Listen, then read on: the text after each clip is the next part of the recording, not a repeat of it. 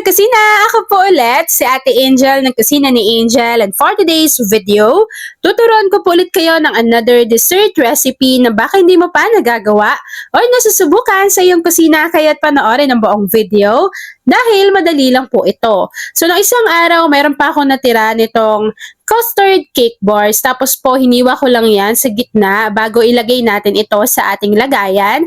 At i-flatten lang po muna natin to dito bago iset aside natin yan. Gawin na po natin yung ating mixture. Habang nakaset aside yung ating cake bar, sa isang kasirola, pwede po tayo ditong maglagay ng isang sachet or 24 grams ng leche flan jelly powder. After adding yan, maglagay lang din po tayo dito ng 2 tablespoon nitong glutinous rice flour at tutunawin po natin iyan sa 1 cup of water.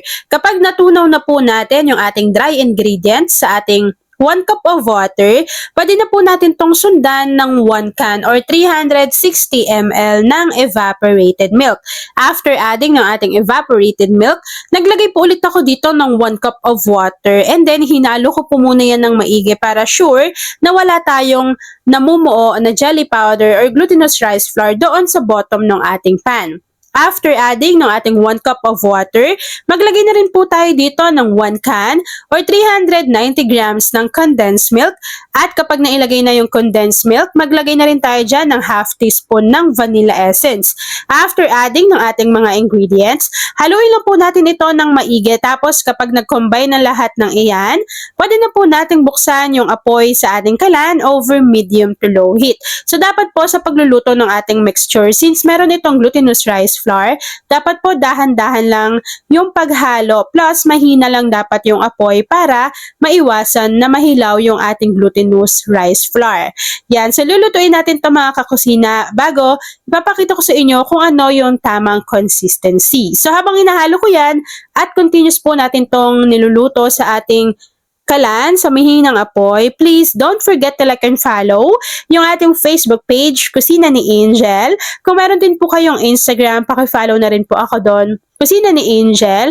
At kung meron din po kayong TikTok account, paki-search lang po yung Ate Mo Angel.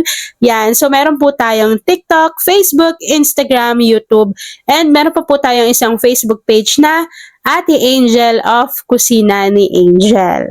At ayun na nga mga kakusina, once na kumulo na po yung ating mixture, isalin lang natin to dito sa ating lagayan na merong cake bars. Kapag naisalin na natin yan dyan, hintayin lang po natin tong mag-set or mag-firm. At ayun na mga kakusina, kapag nag-set na or nag-firm na yung ating mixture, mag-dust lang po tayo dito ng cacao or cocoa powder. And then, pwede ko nang ipakita sa inyo kung ano yung natapos nating easy dessert recipe. At ayun na nga mga kakusina, kapag lumamig na po yung ating mixture or yung ating dessert recipe, pwede na po natin tong i-enjoy.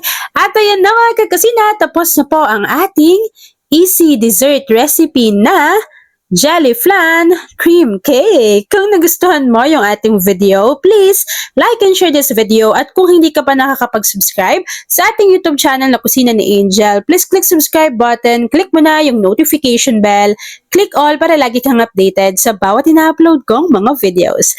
Yan lang mga kakusina. Thanks for watching and enjoy this video. By the way, kung isa ka din sa dessert lover, i-share mo na yung ating video and say hi Angel sa ating comment box section.